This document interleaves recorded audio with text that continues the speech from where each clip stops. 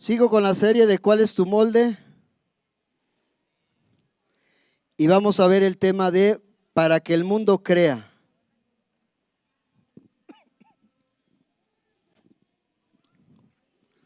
¿Listo? Si vas a apuntar ahí, el título del capítulo es para que el mundo crea.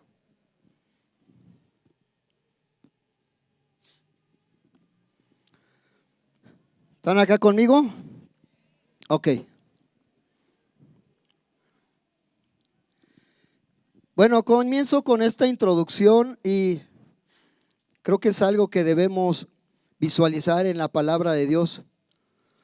Porque aunque no tuvimos nosotros el privilegio de ser parte de los 12 discípulos de alguna manera, o no tuvimos la oportunidad de estar en la Santa Cena con Jesús, o a lo mejor no tuvimos la oportunidad de que nos lavara los pies en esa escena, no tuvimos la oportunidad de pasar tiempo directamente con Jesús.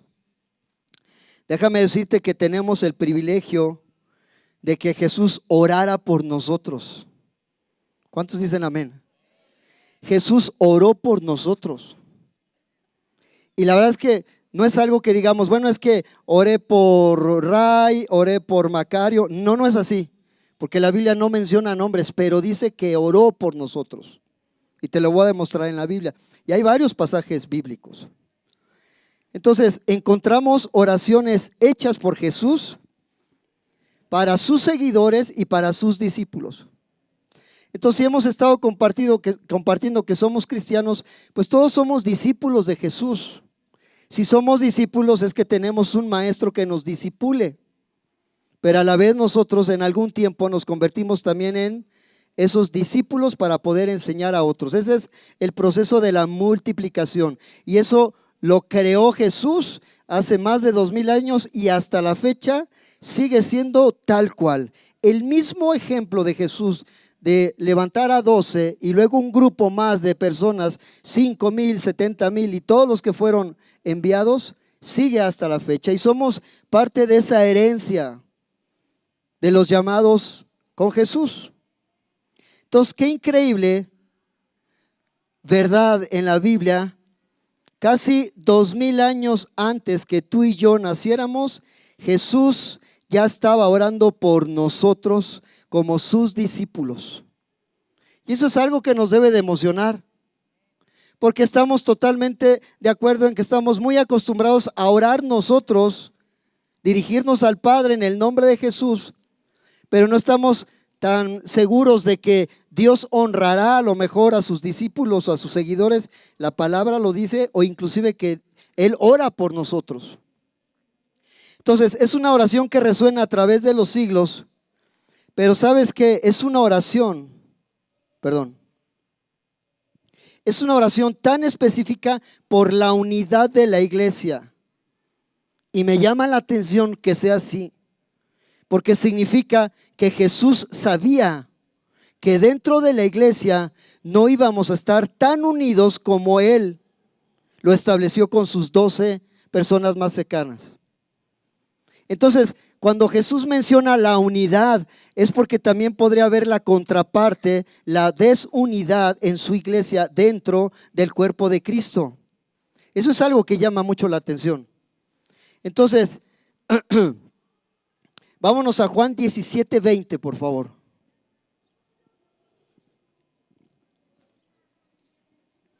Y esa parte escritural dice: mas no ruego solamente por estos, refiriéndose a sus 12 discípulos, mas no ruego solamente por estos, sino por aquellos, dice, sino también, por los que han de creer en mí por la palabra de ellos. Entonces, significa que la palabra que los apóstoles declararon iba a tener un matiz de ser una semilla, y Jesús estaba enviando esa palabra con su oración. Estaba siendo respaldada esa palabra con su oración. sino también por los que han de creer en mí por la palabra de ellos, para que todos sean uno, como tú, oh Padre, en mí y yo en ti, que también ellos sean uno en nosotros, para que el mundo crea que tú me enviaste. Sabes, todos queremos de alguna manera esa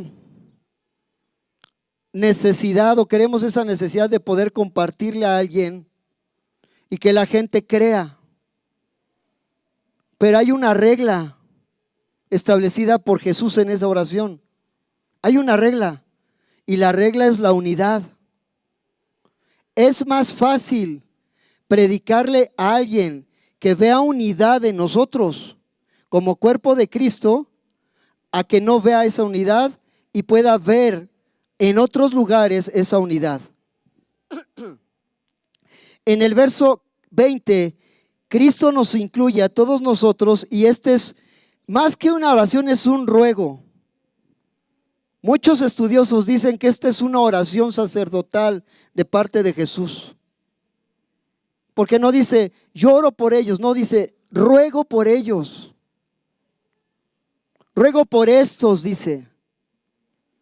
Entonces, en ese momento Jesús estaba rogando, orando por sus 11 discípulos, pero también tuvo el corazón y la visión en el futuro de poder orar por nosotros, de poder establecer, más allá de un simple ruego, orar por el grupo de personas que eran los descendientes de los primeros discípulos, que somos millones ahorita, gracias a esos discípulos.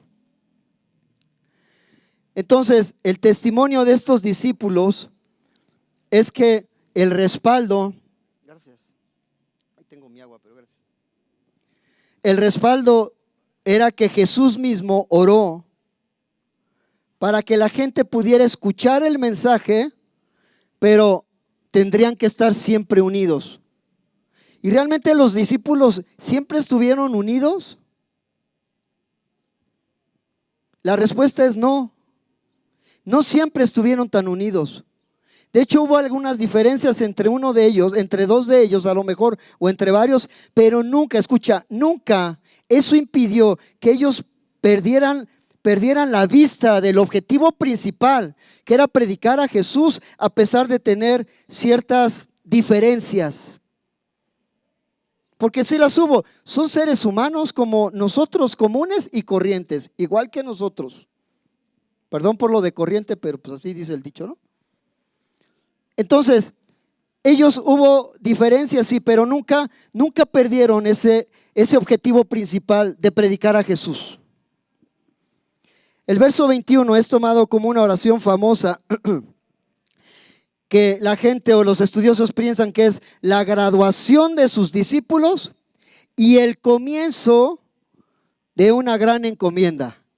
Entonces, a partir de ahora, yo oro por estos, ruego por estos, los estoy graduando para que a partir de ahora, lo que ustedes aprendieron de mí en 3 años, ahora surja y tenga efecto en toda la generación posterior a ustedes.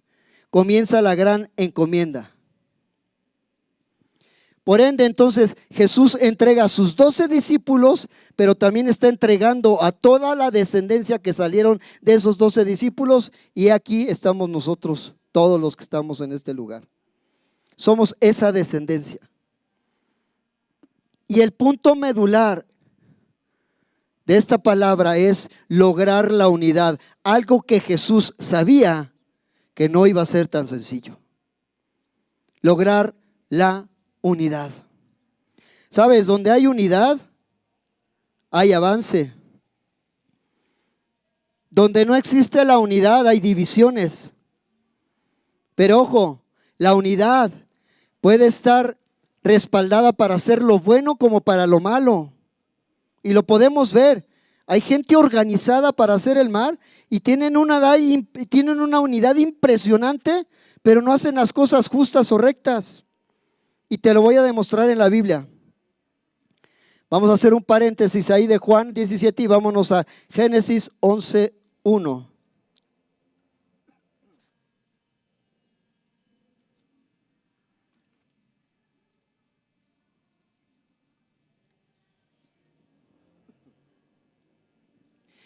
Dice, tenía entonces toda la tierra una sola lengua y unas mismas palabras. Y aconteció que cuando salieron de oriente, hallaron una llanura en la tierra de Sinar y se establecieron allí. Y se dijeron unos a otros, vamos, hagamos ladrillo y cosámoslo con fuego. Y les sirvió el ladrillo en lugar de piedra, y el asfalto en lugar de mezcla. Y dijeron, vamos, edifiquemos una ciudad y una torre, cuya cúspide llegue al cielo, y hagamos un nombre por si fuéramos esparcidos sobre la faz de la tierra. Y en eso, oh sorpresa, descendió Jehová para ver la ciudad, descendió el Señor para ver la ciudad en persona, dice la Biblia. Y la torre que edificaban los hijos de los hombres. Y el verso 6, está bien subrayado en mi Biblia. Y dijo Jehová, he aquí el pueblo es uno. Fíjate lo que estaba observando, que el Señor tuvo que bajar y ver a esos hombres y ver que eran uno. Él lo dijo, fueron palabras de él. El pueblo es uno y todos estos tienen un solo lenguaje y han comenzado la obra y nada les hará desistir ahora de lo que han pensado hacer. ¡Wow! ¡Qué historia! Es la historia de la famosa Torre de Babel. Baja el Señor y los ve que están unidos en un solo objetivo y es más, logrando el objetivo. Claro, el corazón con el que lo estaban haciendo no era el correcto. El pueblo es uno, dijo Dios. Ellos han comenzado porque están unidos y nada hará que pueda pararlos. Iglesia, si una iglesia está unida, nada podrá pararla. Nada. Pero lo difícil es esa unidad. Hay unidad, hay avance, aunque tristemente no siempre sea para cosas honrosas o productivas. Porque la gente puede estar unida para cualquier cosa, menos para glorificar el nombre del Señor. Estaban tan fuertemente unidos estos hombres que tenían el mismo lenguaje, hablaban las mismas palabras, estaban tan certeros de lo que estaban haciendo, que dice la Biblia que ellos podían hacer lo que quisieran. La Torre de Babel fue un logro humano, fue una maravilla del mundo como tal, pero era un monumento dedicado solamente a la gente y no honraba a Dios. No glorificaba el nombre de Jehová. Por eso Dios descendió él mismo a ver lo que estaban haciendo esta gente. ¿Sabes? Lo más increíble, bueno, es que si lees la Biblia y empiezas a ver cómo es que Dios tenía sus estrategias para poder conquistar. Si vemos lo que hizo Dios, la forma en que Dios paró la obra, no envió un ángel pudiéndolo hacer para que matara a todos. Y ¿sabes qué? Se acababa el problema. No envió un maremoto ni una inundación para destruir lo que había levantado, ni siquiera envió una enfermedad. No lo hizo. Solamente el Señor en su sabiduría pudiera haber hecho eso. Dios solamente hizo que hablaran diferentes lenguas o idiomas. Con eso tuvieron para poder no seguir avanzando en lo que estaban haciendo. Y sabes, eso me habla también de que dentro de la iglesia de repente como que no hablamos del mismo lenguaje. Estoy hablando en el servicio, por ejemplo, que por cierto estamos llamando también gente que nos quiere ayudar en diáconos o gente que quiere estar en consolidación, porque necesitamos gente responsable, puntual, trabajadora, que quiera servir. Eso es lo que necesitamos, que quieran servirle al Señor. Entonces, de repente siento como que no estamos en el mismo lenguaje. Entonces la Biblia dice que si no estamos en el mismo lenguaje, como que tenemos una visión diferente. Y cuando hay dos visiones dentro de una sola, hay división. De eso voy a hablar más adelante. Entonces, no pudieron entenderse estos hombres, no podían ayudarse mutuamente. Esto los sacaría de su conformidad. Su lenguaje fue confundido y solamente el Señor hizo algo tan sencillo para poder parar la obra. Mi pregunta, ¿a quién se le había ocurrido de nosotros hacer eso? Yo digo, yo hubiera mandado un ángel, Señor, que dale a todos cuello, es más fácil. Bueno, yo. A lo mejor otras como ustedes que son más benevolentes, pues hubieran mandado un grupo de personas para convencerlos. A lo mejor, bueno. Pero ya se estaban saliendo del límite. Por eso tuvo que bajar el Señor y solamente verlos y decir, wow, estos pueden hacer lo que quieran. Y pum, les cambió el idioma. Y eso fue todo lo que sucedió. Algo tan sencillo, bueno, pareciera. Filipenses 2:1.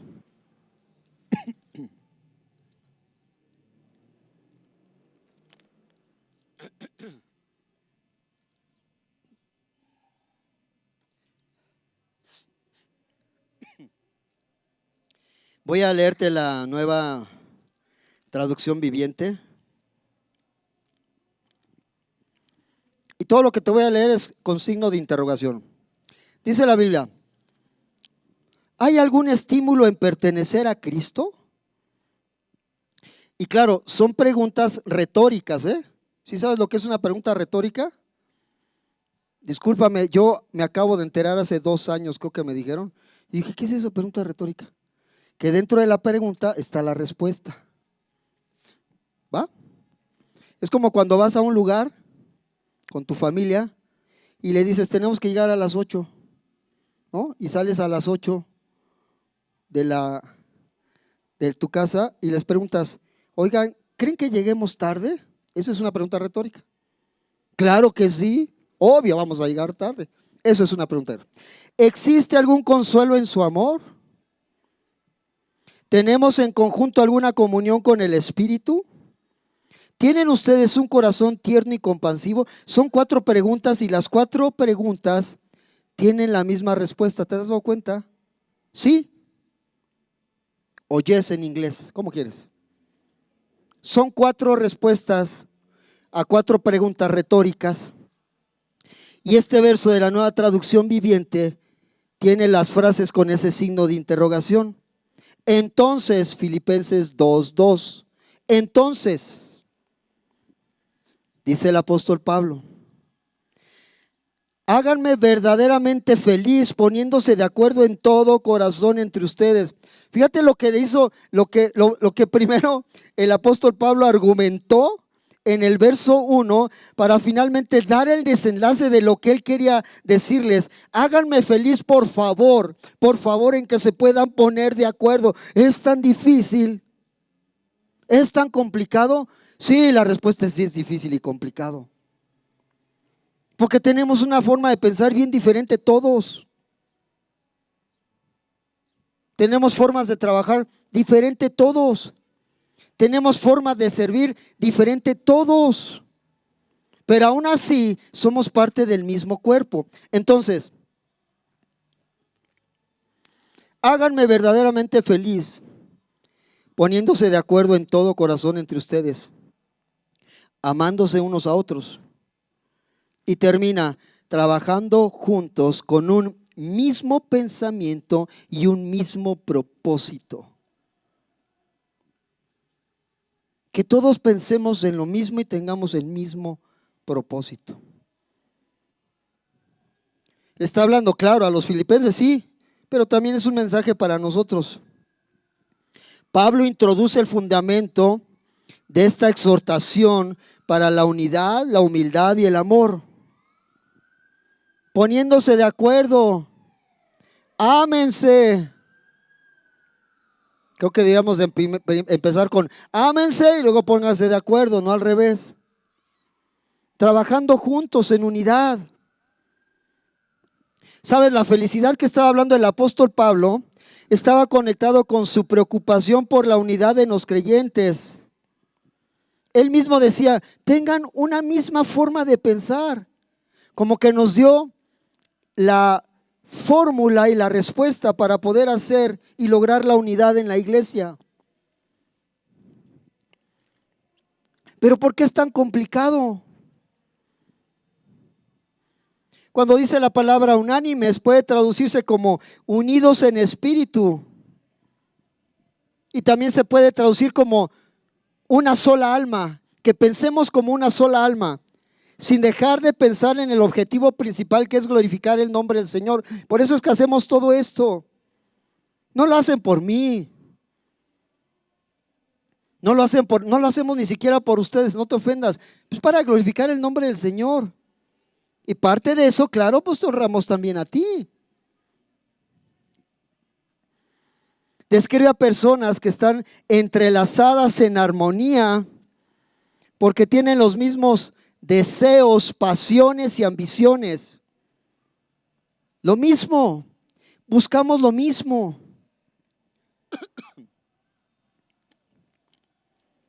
¿Cómo es que el mundo va a creer? Solo es a través de la unidad, dice la Biblia. Jesús dejó una fórmula. Solamente el mundo creerá si ve unidad en la iglesia, si ve unidad en nosotros, si ve unidad entre los matrimonios, entre las familias, si ve unidad en todo lugar donde pueda él observar que hay unos discípulos y gente que son cristianas. Ahora, si tomamos de base solamente esos dos versos, vámonos un poquito atrás, a ver qué dice Juan 17:7.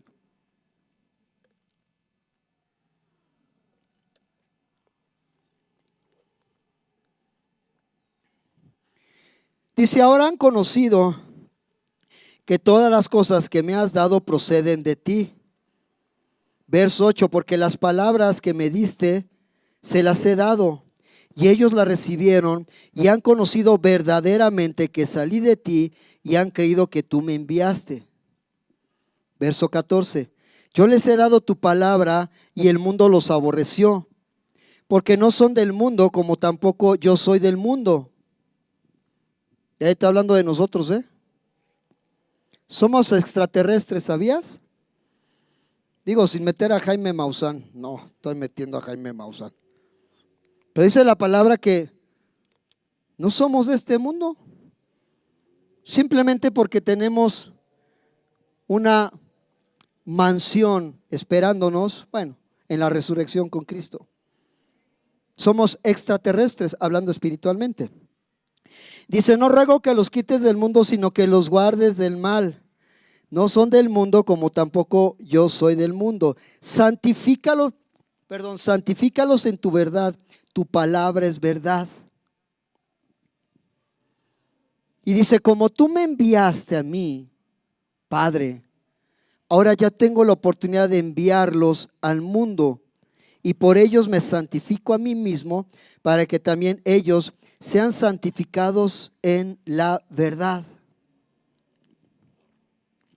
¿Sabes? La unidad que estaba buscando Cristo está basada en su palabra, en lo que nos dejó como herencia a nosotros como sus hijos. Porque quitar la obediencia de las Escrituras, lejos de promover una unidad espiritual, provoca destrucción, provoca división. Si nosotros sacamos a la Biblia y sacamos las historias y sacamos toda su palabra, puede ser que seamos destruidos. Y además están todas aquellas doctrinas, todas aquellas enseñanzas, todas aquellas tradiciones que se añaden a la Biblia y que son un instrumento del enemigo para que la verdadera unidad espiritual no se dé. Porque si Jesús vino a unir, el enemigo viene a desunir. Y es tan sutil.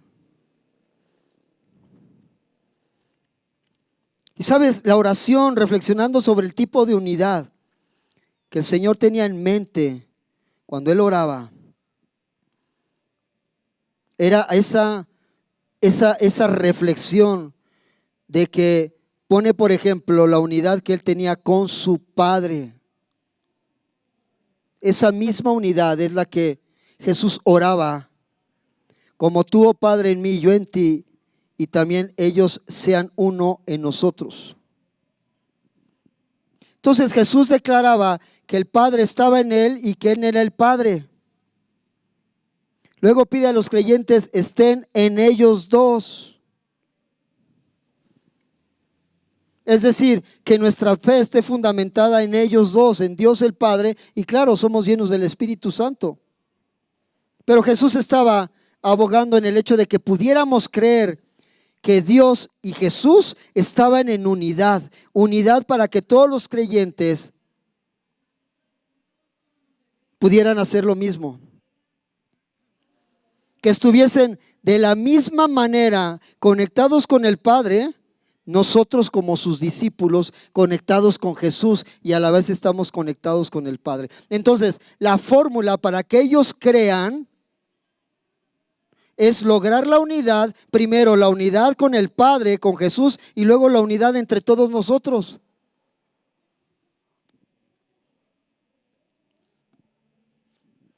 Y sabes, hasta este momento de la lectura, Jesús había dado a conocer al Padre en este mundo. Pero después de su partida, tendría que ser la misma iglesia quien tomara el relevo de lo que Jesús comenzó y seguir con la gran encomienda. Pero siempre y cuando lográramos esa unidad.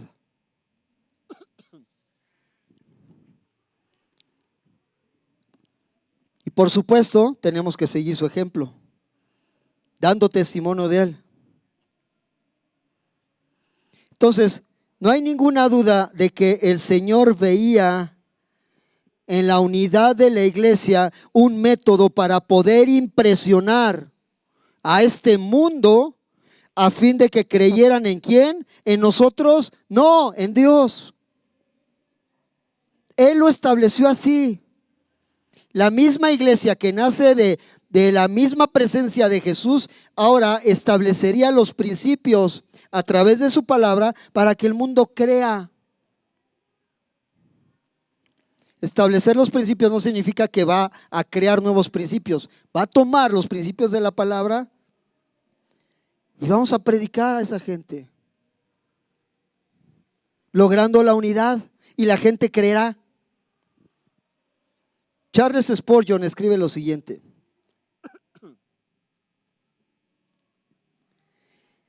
dice, ¿por qué no somos uno? Y la respuesta es: el pecado es el gran divisor. Lo perfectamente santo estará perfectamente unido. Cuanto más santos los hombres, más aman a su Señor y a los otros, y por lo tanto se vuelven más unidos entre ellos. Este hombre tuvo esa revelación y dice: ¿por qué no podemos lograr la unidad? Pues porque somos pecadores, o porque pecamos, o porque practicamos el pecado. Para que el mundo crea que tú me enviaste. Sabes, Jesús esencialmente le dio permiso al mundo de juzgar la validez de su ministerio basado en la unidad de su pueblo. Porque así lo estableció él. Porque la unidad en el pueblo de Dios ayuda al mundo a creer que el Padre envió al Hijo. Entonces, cuando nosotros compartimos, hay como un debate en: ¿comparto mi testimonio o no comparto? Pues lo principal es que compartas de Jesús. Eso es lo principal. Lo extra sería lo que ha hecho por ti. Pero lo principal es que lo que Jesús hizo por ellos. Eso sería lo principal. No que esté mal hablar de nuestro testimonio, nuestro testirollo. No estoy diciendo eso, pero impacta más su palabra por sí misma.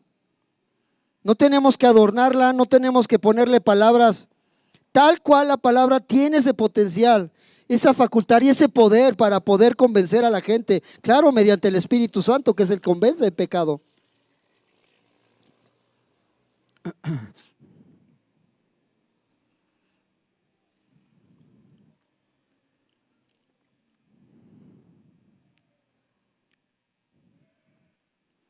Así como Dios el Padre compartió su gloria con el Hijo, ahora Jesús da la gloria a su pueblo. Y sabes, hay algunas cosas que anoté, nos da la gloria de su presencia. Creo que eso es algo principal y esencial. Nos da la gloria de su palabra, la gloria de su espíritu, la gloria de su poder, la gloria de su liderazgo. ¿Sabes? Porque cuando Dios da su gloria, es una especie de su propia manifestación de su presencia. La gloria de Dios, de cierta manera, es el resplandor o el brillo de su presencia en el lugar donde Él es solicitado. Porque la sola presencia hacía que gente le tuviera miedo de acercarse al monte. Cuando Moisés sube a ese monte y le dicen, no, ve tú. O sea, ve tú y ahí platícanos lo que pasa, porque la presencia está tan tremenda que pareciera que fuéramos a morir. De hecho, hasta al entrar al tabernáculo, la presencia, el famoso Shekinah del Señor que bajaba la presencia, la gente no podría acercarse de tan fuerte que estaba esa presencia. Esa es la gloria de Dios. Segunda carta a los Corintios 4:5.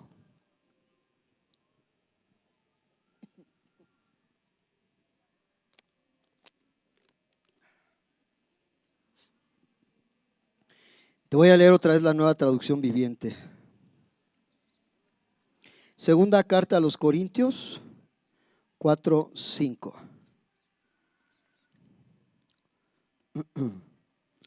Voy a ver cómo voy de tiempo. Dice, ¿cómo ven? No andamos predicando acerca de nosotros mismos. Predicamos que Jesucristo es Señor y nosotros somos siervos de ustedes por causa de Jesús. Pues Dios, quien dijo que haya luz en la oscuridad, hizo que esta luz brille en nuestro corazón para que podamos conocer la gloria de Dios que se ve en el rostro de Jesucristo. Dios ya lo hizo todo. Que seamos un reflejo, que podamos dar a conocer su gloria. Ahora, el mensaje principal es, deseamos que todo mundo crea que Dios existe y que Jesús nos ha enviado. Pues tenemos una tarea muy importante, lograr la unidad. Y muy complicada también. ¿Sabes? La misión de Jesús sigue. Jesús los envía al mundo como el Padre lo envió a Él. Esta oración de Jesús de Juan 17 es un desafío para todos nosotros. No solamente hay que tomarlo como un pase de mi lectura semanal, es una oración que nos desafía hoy a vivir como testigos del Evangelio en un mundo completamente dividido. Familias divididas, gente dividida, papás divididos, con hijos divididos, trabajos divididos. Es un desafío para nosotros.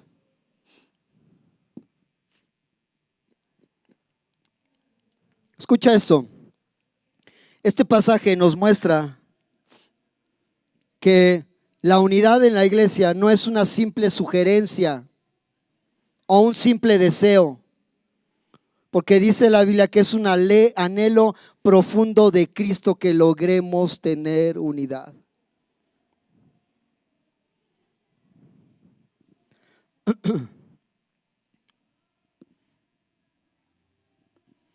Y sabes, de ahí que Jesús vincula directamente la unidad de la iglesia con la credibilidad del Evangelio. Ahí hace ese enlace. Para que el mundo crea que tú me has enviado. Y sabes, Jesús entendía perfectamente que la unidad tendría que ser lograda entre seres imperfectos, seres humanos imperfectos, con diferentes anhelos y con diferentes deseos, pero también sabía que dentro de la unidad había gente redimida y perdonada, imperfectos, luchando contra una naturaleza pecaminosa, pero que nunca esa naturaleza fuera propicia para lograr conflictos o desamor unos por otros. Porque Jesús sabía que sin el poder del Espíritu Santo, tú y yo no podríamos hacer absolutamente nada.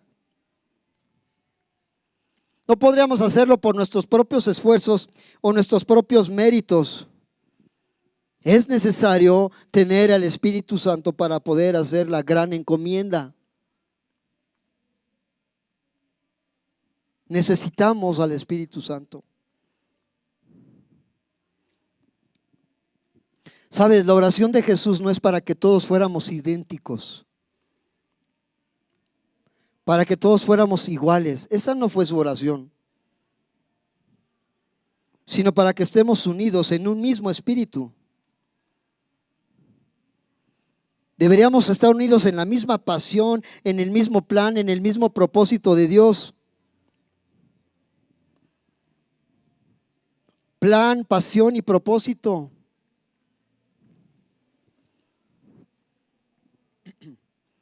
Juan 13:35.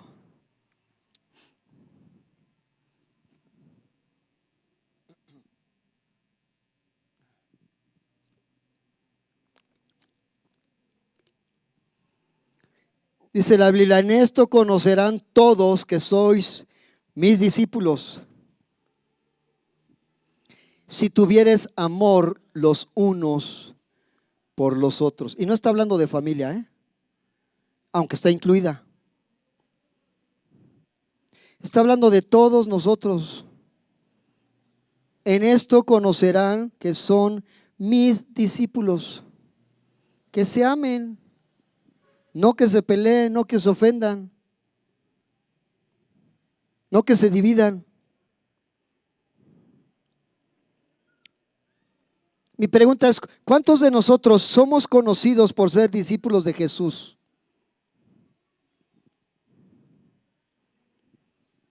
O muchos de nosotros no somos conocidos por ser discípulos de Jesús. ¿Por qué? Porque no hemos tenido amor los unos con los otros. Creo que esta es la muestra principal del mensaje de Jesús, del amor hacia el Padre, de amor a nuestro prójimo, para que el mundo crea que somos sus discípulos. La unidad es tan importante porque es parte del carácter de Dios mismo. Dios es un modelo perfecto de la unidad perfecta.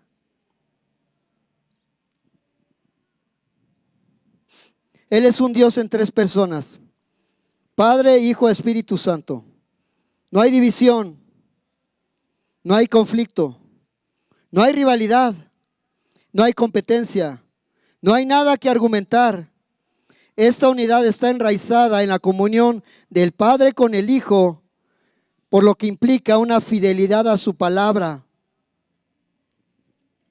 Ellos son tan perfectos que lograron esa unidad. Y esa unidad es la que está buscando ahora en su iglesia. La unidad relacional en la iglesia es el mejor testimonio de la realidad de Jesús y de Dios ante el mundo. Entonces, la única manera en que logremos nosotros tener ese amor y esa unidad entre nosotros como hermanos, porque nos decimos hermanos, ¿no? O sea, todos nos decimos hermanos y como que ya es algo tan coloquial que hay gente que llega a la iglesia que no es cristiana y le decimos hermana, ¿no? Y puede ser no hermana. Estamos tan acostumbrados a decir hermano y no decir los nombres personales, ¿no? Pero bueno, es solamente algo.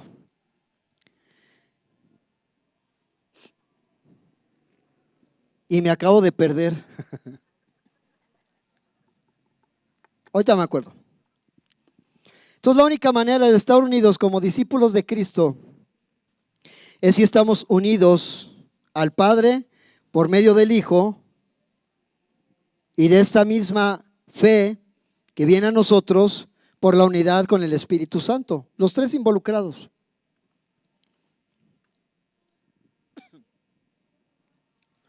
Sabes, el pecado nos separa del Padre y la única manera es reconciliarnos, arrepentirnos, unirnos nuevamente a Él a través del sacrificio de Jesús.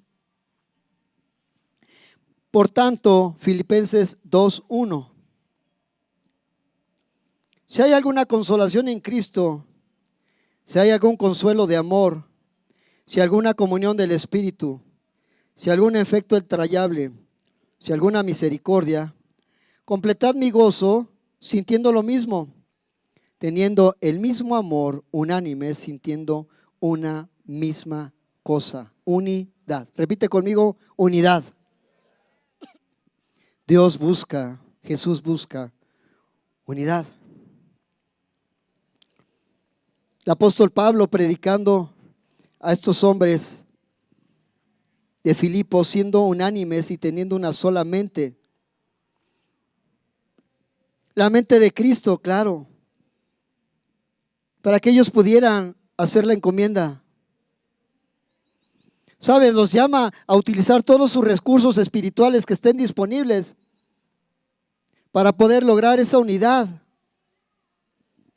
Y que todos tengan ese mismo sentir. Vamos a lograr la unidad para que el mundo crea y se convierta.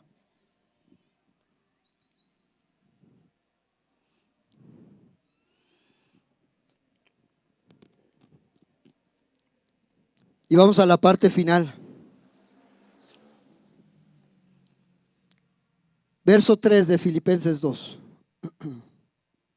Nada hagáis por contienda o por vanagloria. Antes bien, con humildad, estimando cada uno de los demás como superiores a él mismo, no mirando a cada uno por lo suyo propio, sino cada cual también por lo de los otros.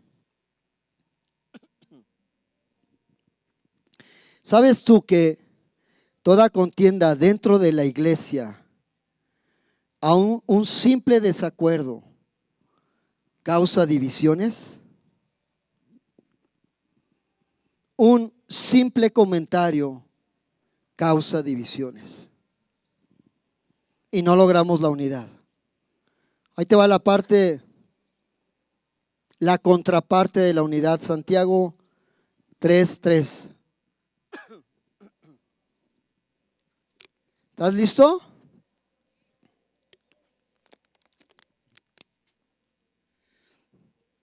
El mejor que pudo escribir acerca de lo que puede suceder cuando nosotros hablamos malintencionado es Santiago, medio hermano de Jesús. Porque él pudo ver todo el proceso de Jesús. Y todos los que hablaron para poder finalmente crucificarlo, y todo el complot que se hizo entre judíos y romanos, y todo lo que se habló de Jesús, que fue una mentira, y que aún así lograron según su cometido. He aquí nosotros ponemos freno en la boca, Santiago 3:3, ¿vamos bien? He aquí nosotros ponemos freno en la boca de los caballos para que nos obedezcan, y dijimos así todo el cuerpo. Verso 5, así también la lengua es un miembro pequeño, pero se jacta de grandes cosas. He aquí cuán grande bosque enciende un pequeño fuego. Verso 6. Y la lengua es un fuego, un mundo de maldad. La lengua está puesta entre nuestros miembros y contamina todo el cuerpo e inflama la rueda de la creación, y ella misma es inflamada por el infierno. Porque toda naturaleza de bestias y de aves y de serpientes y de seres del mar se doma y ha sido domada por la naturaleza humana. ¡Wow! ¡Qué ejemplo! Pero ningún hombre puede domar la lengua. Vamos a ponerle ningún ser humano, ¿va? Porque dices, bueno, las mujeres no están incluidas. No, sí están incluidas. Lo siento, pero sí estamos incluidos todos. Dice, pero ningún hombre puede domar la lengua, que es un mal que no puede ser refrenado, llena de veneno mortal. Wow. Pero lo más extraño es el verso 9. Con esa misma, dice, con ella bendecimos al Señor y Padre, y con ella maldecimos a los hombres que están hechos a semejanza de Dios. Qué fuerte, iglesia. Bueno, a mí se me hace muy fuerte. De una misma boca proceden bendición y maldición. Hermanos míos, esto no debe de ser así. ¿Acaso alguna fuente hecha por una misma abertura, agua dulce y amarga?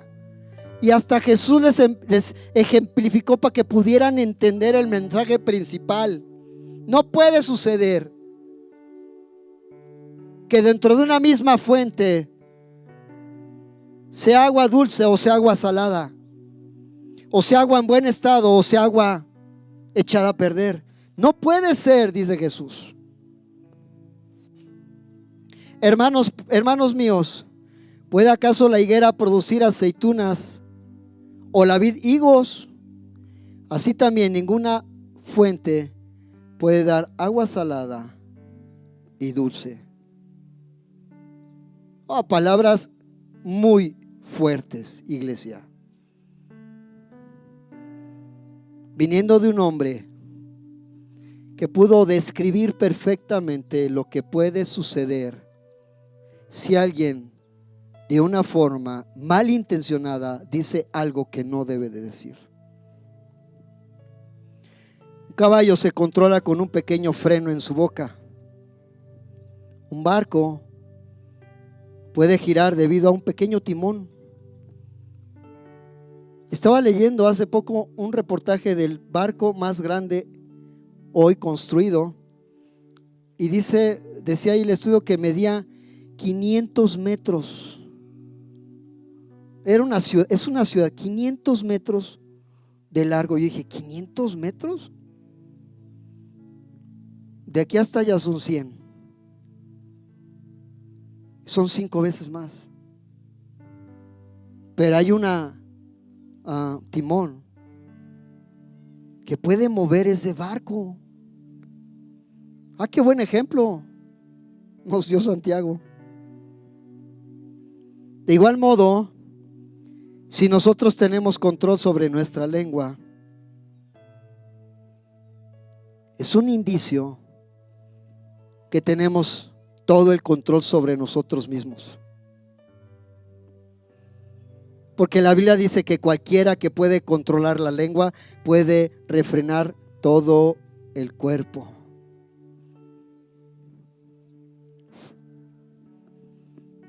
Dije, qué ejemplo tan bien explicado para que no hubiera forma de que pudiéramos entender mal lo que estaba tratando de explicarnos. Algo tan pequeño como la lengua puede tener un tremendo poder, ya sea para bien o ya sea para mal. Una sola palabra, iglesia. Una sola palabra puede ser como ese cerillo que echamos en un campo seco y que poco a poco se puede incendiar. ¿Sabes? Lo que decimos y lo que no decimos es igual de importante. La apropiada manera de hablar no es decir solamente las palabras correctas en el momento oportuno, sino también incluye controlar los deseos de querer decir lo que no se debe decir. ¿Sí estamos? Eso es controlarnos. Y yo creo que este hombre lo escribió porque no es tan fácil, no es algo tan sencillo. Es fácil de leer, pero no es fácil hacerlo. Chismes, murmuración, menospreciar a otros, manipulación, la enseñanza falsa, la exageración, las acusaciones, la lisonja, la mentira, son ejemplos de lo que sale de una lengua incontrolable. Sabes, Santiago compara el daño que puede hacer la lengua en una llama de fuego. Y dice la Biblia que su origen es el infierno mismo. La lengua sin control, iglesia, estamos muy serios, estamos en la parte seria del mensaje, ¿va? Puede causar terrible daño. Satanás es experto en usar la lengua para dividir a las personas e instigar enfrentamientos. Es experto.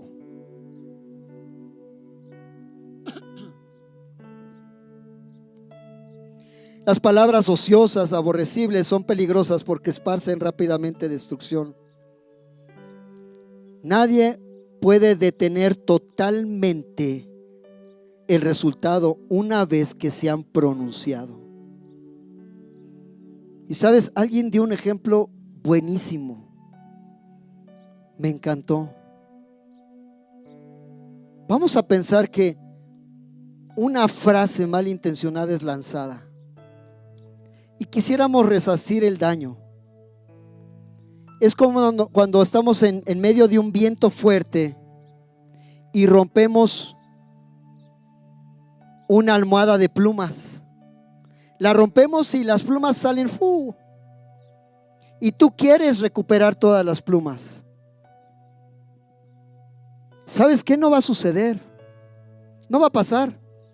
Podrás recoger algunas, a lo mejor un cierto porcentaje, pero no todas. Así sucede cuando nosotros lanzamos una frase malintencionada.